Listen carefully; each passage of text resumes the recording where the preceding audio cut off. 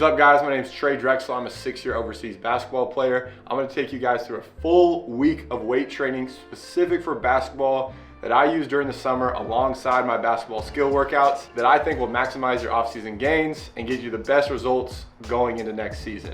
All right, let's get right into it.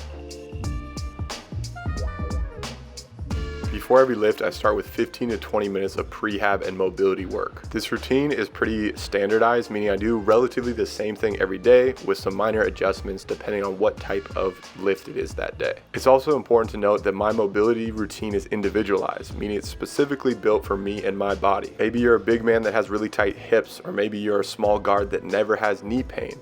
Your mobility and your prehab routine should align with what type of player you are and the aches and pains in your own body. You also have to consider how old you are. See, I'm 29 and it takes me a little longer to warm up, so my mobility and warm-up routine should be a lot longer than somebody who's, let's say, 17 or 18 years old. I find it funny that a lot of basketball players have a pretty structured warm-up routine for their on-court workouts, but their lifts, they just go straight into it. Especially in the off-season when we don't have the pressure of game performance, we need to treat our lifts with the same priority as we do our on-court work. This is when we make huge gains in strength, in speed. The goal of our mobility routine is just to open up our range of motion so that we can have better and more optimal movement when we're doing these different lifts. I know it can seem tedious and repetitive, but that 15 minutes you spend each day waking your body up, extending those ranges of motion, it will pay off in the long run. Think if you do 15 minutes each day for a whole summer, that's gonna add up. Each lift will have 4 to 6 main exercises that we wanted to be doing at maximum output. So our mobility and warm-up routine is priming us to make sure that we can perform at maximum output. If you notice, I have a rather extensive mobility routine. I cover all the main body parts: my hips, my knees, my ankle, my back, and my shoulders. And I'll remind you one more time, this is my mobility routine. It's set up for my body and all my aches and pains. You need to structure and build your own mobility routine that prioritizes all the areas of weakness and tightness and soreness in your body. There will be a link in this video description to get my atypical workout log where you can track all your weight room workouts.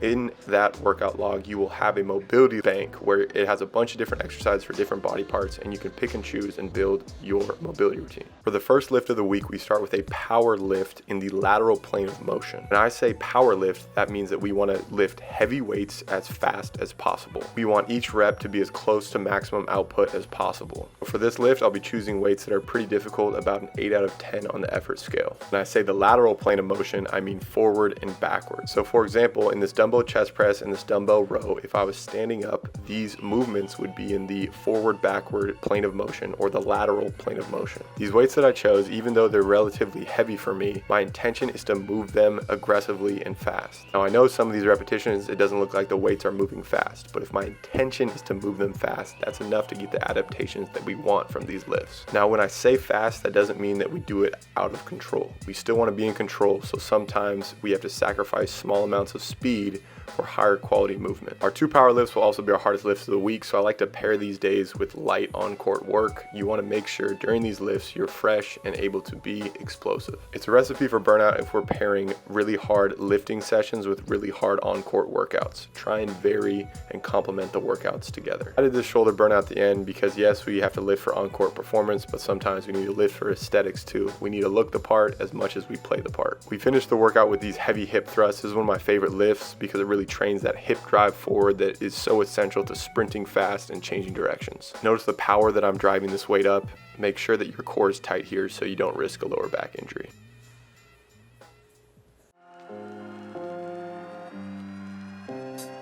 Now our second lift of the week is a hypertrophy focused lift. That means muscle building.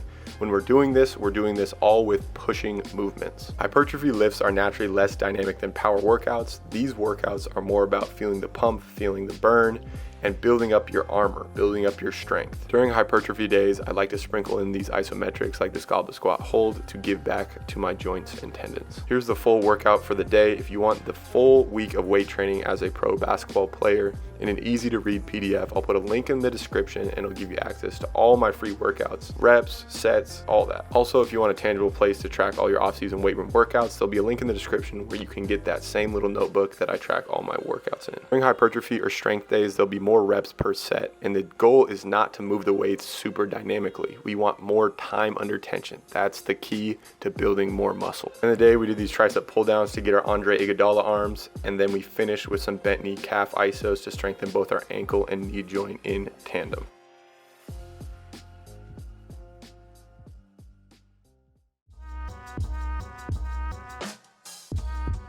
The third lift of the week is going to be much different than the other 4 days. To give our body another day of relative rest before our next power day where we need to be performing at maximum output, we split the load with a lift focused on the foundation of our body, which is our feet, and our balance. This is a workout that which we should feel better afterwards and not more run down. Notice the band on the ground. This is there so that our big toe activates during this hip hinge movement. In this workout, we'll isolate all the major stabilizing muscles beneath the knee. While we do this, we'll also mix in exercises that force all the stabilizing muscles to work together as one. Because this midweek lift also has a recovery component, I make sure to get in some weighted mobility. This essentially adds some light load to the end ranges of our movements, allowing us to extend just a little bit further than we could with just our own body. These stretches can get pretty intense, so I like to do them towards the end of my lift or at the beginning. Remember, the goal of this workout is to give back to our body so that we can continue to perform at that maximum output level in our power lifts. If we excessively beat our body down every single day in the weight room, we'll never be able to make actual gains due to fatigue. Our feet are the beginning of our relationship with the ground. This relationship has a huge impact on how much force we can generate through the ground, so it's important to train and get comfortable with the ground.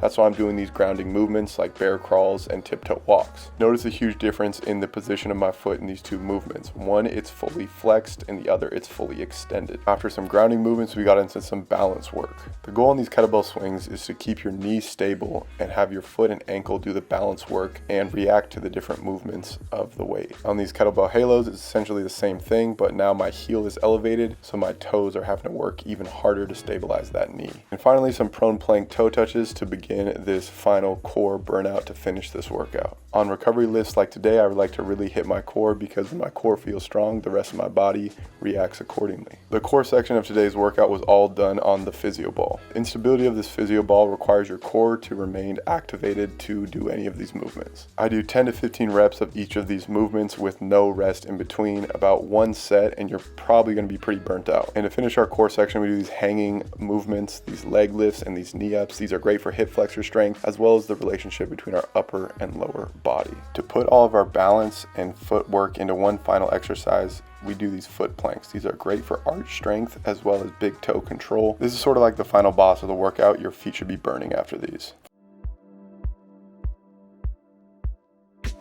Our next lift and our second to last lift of the week is another power lift, but this time in the vertical plane of motion. This means that in this lift, all the exercises will be up and down. Again, after a few warm-up exercises to prime our body, every movement will be done with maximum intention, moving heavy weight and moving it fast. These warm-up exercises are again putting my body in extended ranges of motion and trying to have strength through those ranges so that when we get to the meat and potatoes of this lift, we're comfortable producing large amounts of force in a condensed range of motion. Start the main portion of this workout with some box jumps so that we get our joints used to moving explosively and taking a little bit of impact. The single foot land of these box jumps is just working on knee stability and control. On power days, we do a little bit more to prime our body because there's going to be a lot of force going through our joints. Then these farmer walks to familiarize our body to what a heavier load will feel like. We start with these dumbbell squats because the gym I was working out today didn't have a hex bar. Personally, as a basketball player, I'm not too keen on back squats because of the pressure they put through my spine. That doesn't mean I never do them, but at this point in the off season, when I'm lifting heavy and on the court a lot, I try and stay away from them. I superset the dumbbell squats with some weighted pull-ups and chin-ups. These are great for building upper body power. Now in this workout, we've done double leg power movements, but now it's time for some single leg power movements with these dumbbell step-ups. Imagine yourself going for a layup. This is the exact movement. And again, we've already done 2-arm power with the weighted pull-ups, and now here's some single arm power with these rotational landmine presses. And for the last time on power days, the goal is to move heavy weight and move it fast.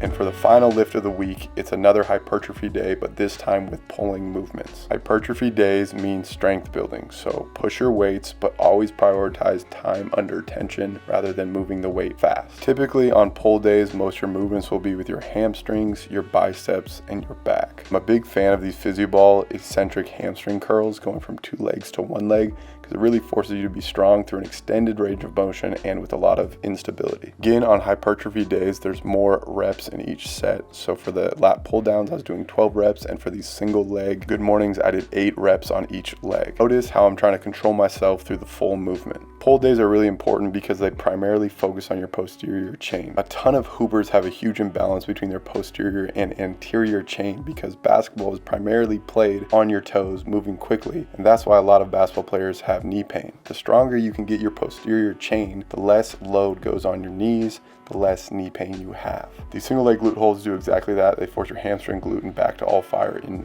unison. Of course, some aesthetic workouts like these face pulls and bicep curls to finish up this strength workout, because you know we have to look the part.